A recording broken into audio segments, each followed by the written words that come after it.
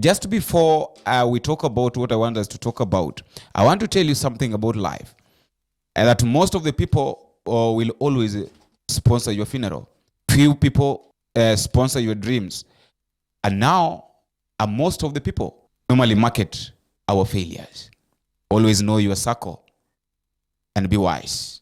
King of kings and Lord of lords, he who dwells in the heavenlies above, hallowed be thy name today and forevermore. It has behooved you to spare our lives, thus bringing us this far. We are gathered here for this conglomeration.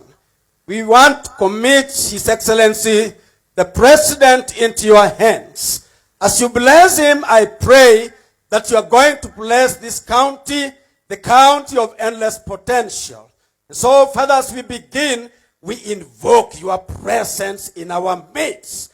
I pray for a moment of a jokand, a moment of a brouhaha, a moment that is going to result into a quantum leap. May you keep at bay every single jungle maneuvers that may be orchestrated by the devil to thwart your dealings in regard to this particular conference. For this is my sincere circumambulation, for I supplicate in the name of God the Father, the Son, and the Holy Spirit. Somebody say amen. Welcome back to Havana Media. My name is Boniface Owino, and I'm going to be your host for today. There is something that I want to discuss. What's next for Rigathi Gachagua? That is now what I want us to discuss. What are the things that Rigathi Gachagua must do in order to maintain, to be a known politician in this country? Yesterday, there was a meeting in Homa Bay, and we saw Raila Odinga together with William Samoei Ruto. After their meeting in Uganda, they all went to Homa Bay for the launching for the meeting that Gladys Wanga was holding. The problem is now, the deputy president, instead of going with the president, where he needs to be, he was seen in Mombasa. Ambie police officers in this region, munajaribu mimi na William Ruto. You are trying us. Na kama munataka kutujaribu, you are welcome. Tuliketi na nyinyi Nyeri, watu ya hii region, tukakubaliana ya kwamba hatutakubalia hii pombe haramu inaua watu wetu. I sat with all the county commissioners. I sat with all the county commanders. I sat with all the county criminal investigation officers. I sat with all... You know, there's some of he was going to talk to the drunkards. He was going to talk, I don't know, to talk to who in Mombasa. Instead of walking, this is the point, this is the moment that Rigathi Gachagua, if he is wise, if Rigathi Gachagua is very wise, he should not leave William Ruto to walk alone. This is the point that now Rigathi Gachagua must be wise and start walking with William Ruto, wherever William Ruto goes. Especially the tours that William Ruto is doing in this country. Because right now, it's like Raila Odinga now is walking with William Ruto. Now, I told you something on a video that I played yesterday down here, that the meeting between Raila Odinga together with William Ruto in Uganda is going to be a turning point of politics in this country. And it's really going to shape the politics in this country. But now, as the meeting shapes politics in this country, there are three implications, or there are three things key things that we have to know, or we have to ask ourselves. Before now I bring it to the point of why or what should Rigathi Gachagua do in case he wants to maintain his political reign in this country. Number one thing, and number one question that I want to give you time to talk about at the comment section is how is Rigathi Gachagua going to maneuver on this alleged handshake between Raila Odinga together with William Ruto? That is question number one. Usikuwa na wasiwasi, tuko pale, rais anaendelea na mambo ya uchumi, sisi ndio tunaangalia. Tukiona hiyo mzee karibu na jaribu kukaribia Ikuru, tumeweka mtego kila pahali kwa ukuta, hakuna pahali anaweza pitia. Na akijaribu tuta deal na yeye. Tumekubaliana? Ikulu nimeweka mitego kila kona, kila pahali, kila. Kila mahali nimeweka na niko na watu wa kunipigia simu. Wakionekana tu karibu naambiwa. Kwa sababu uwezi mtu ameharibu serikali 4 umkubalie akuje ya 5. Si ataharibu. Also encouraging bad habits. Your Excellency, we cannot allow an agenda to discuss and to audit the general election. How is he going to maneuver on this handshake? That is number one. Number two, the meeting between Raila Odinga together with William Ruto, the Azimio la Umoja leaders, were they aware? If they were aware, did they support it? If they were not aware, how are they taking it? The second question. The third question, how is the meeting going to affect the ODM or Azimio la Umoja leaders rebels? People like, let me just mention people like Mheshimiwa Jalango, who rebelled against Raila Odinga. They were in his territory, and then they started working with William Ruto. And right now, the same person that they rebelled against is now working with William Ruto. What will these rebels go to the ground and tell people down there that what happened? Why did they get out of the party, or why did they start working with the government? Yet they were not elected with the party that is in the government. What will they tell people? Now, back to our topic. Now, our main topic of discussion, Rigathi Gachagua. What's next for Rigathi Gachagua? I've told you that for Rigathi Gachagua to maintain his political reign, or to maintain his political voice in this country, there are 4 things that Rigathi Gachagua must, and underline the word must do. Number 1, Rigathi Gachagua must go to the mountain and explain to the people of Mount Kenya that the meeting between Raila Odinga together with William Ruto was not a handshake. And he must also explain to them, where was he when these people were meeting in Uganda? Because after all, we know that they met in Uganda. Rigathi Gachagua was not there. And when William Ruto and when Uhuru Kenyatta and Raila Odinga shook hands, Rigathi Gachagua and William Ruto said that the handshake was wrong. And now he has to explain he must go and explain to them why they were saying that the handshake between Raila Odinga together with Uhuru Kenyatta was wrong, and now the handshake between Raila Odinga and William Ruto is right. And because the handshake between Raila Odinga and Uhuru Kenyatta brought a lot of benefit to them. Now, he must go and explain to them that this thing, people are thinking that it was a handshake between Raila Odinga and William Ruto was not a handshake, which will be difficult, because at the end of the day, we all know that there was a handshake between Raila Odinga and William Ruto, July 2023, when Obasanjo came to Kenya in Mombasa. However much we try to ignore it, there was a handshake. Now, that is the first thing that Rigathi Gachagua must do. And before doing that, was Rigathi Gachagua aware of the meeting between Raila Odinga and William Ruto? Was he aware of the meeting between Raila Odinga and William Ruto in Uganda? Was he aware? Or he was just here walking, making a lot of noise here and there, without knowing anything that is happening? That is the first thing. The first thing, he must go to the mountain, explain to the people of the mountain why these people shook hands.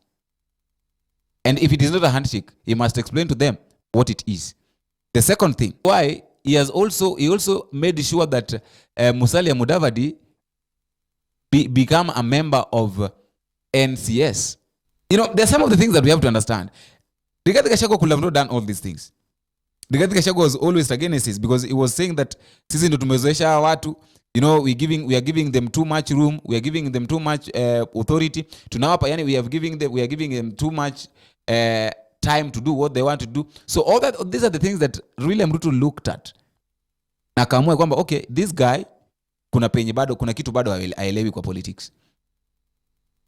Kuna vitu mingi bado haelewi kwa politics.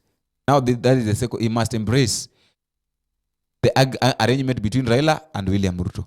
The third thing that suppose Rigathi Gachagua wants to maintain his political voice in this country must, and this one is a must. The handshake between Raila Odinga and Uhuru Kenyatta. By then, William Ruto was the deputy president. In as much as he was trying to oppose it, he was in the government. And at the end of the day, it was Uhuru's last term. So it means that it was also his last term as a deputy president. He had nothing to lose. Take a look at this. And let us reason like this. Suppose Rigathi Gachagua decides to oppose the handshake between Raila Odinga and William Ruto, what will happen to him? Because it is his first time in the office as the deputy president. He is trying to oppose the president directly. So the only thing that Rigathi Gachagua can do is this. It is either he supports the handshake and work with William Ruto, or oppose it and stop working with William Ruto. Why am I saying this? Or how can Rigathi Gachagua do this? For me, I think this is how Rigathi Gachagua can play his cards.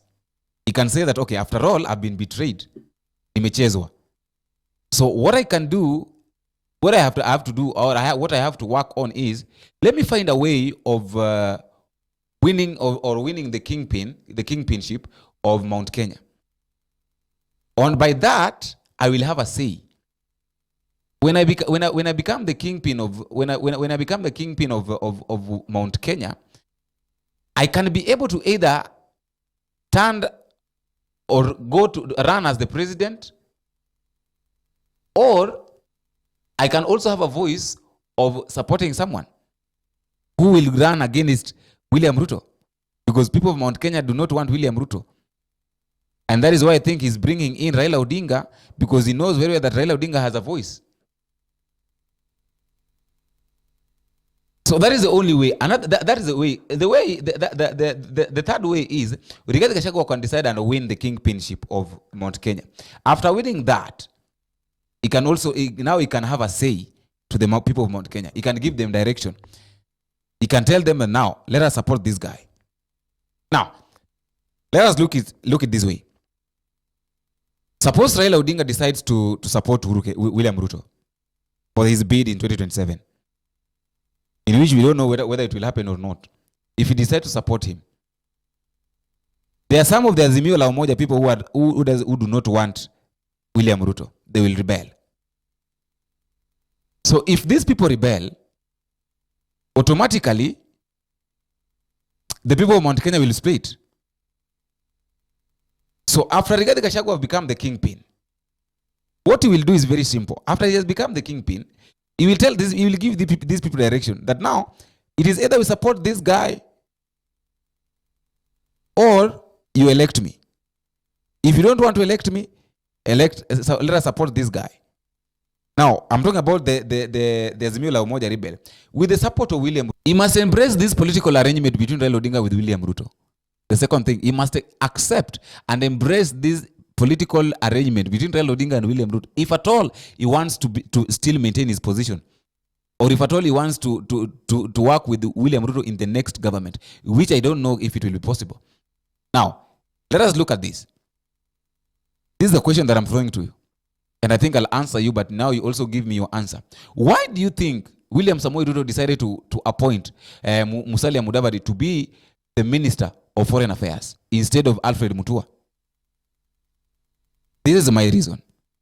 The reason as to why William Ruto decided to appoint Musalia Mudavadi was this. William Ruto had some plans, and these plans now, it's like they are coming to pass. He has plans. There is no one who is very smart in politics, in playing cards like William Ruto. He played his cards well, and he realized that now in this position of foreign affairs, I need someone who is mature, who understands everything. And that is why you had Musalia Mudavadi talking about Raila being the chairman of AU. It will be a very big benefit to the people of Kenya. Alfred Mutua could have not done that. Now, there are cards that Mudavadi is playing and William Ruto to make sure that Raila becomes the president and the president of AU.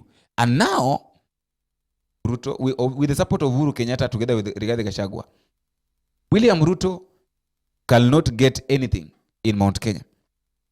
And there is something that William Ruto must understand. William Ruto must understand that the same people who built him are also in a position to break him. I'm talking about people of Mount Kenya. People of Mount Kenya, they are the ones that built William Ruto. And they're the same people who have the potential and the ability to break him down. So he has to be very much cautious and very much aware about that. And that is why he must work with Gachagua, whether he likes it or not, if he wants to win the votes in Mount Kenya. The fourth thing that I think Rigathi Gachagua can do is that he can decide to embrace new alliance. He can decide that, okay, let me work with the Azimio la Umoja rebels. Because at the end of the day, politics is all about personal interest. If you find somewhere that your interest that you can gain something, why don't you go there? Just run there. I'm giving you time at the comment section to also give me your comments. We chat, telling me what is your thought at the comment section. And just a reminder, if it is the first time that you're watching these videos, you can take a moment and go to the subscribe button, click the subscribe button, like, and also share. And also you can click the bell so that any moment there's a video that we've uploaded, that have been uploaded, you can easily get a notification. And let us meet on the next video if it is possible. My name is Boniface Owino. I've been your host. Bye-bye.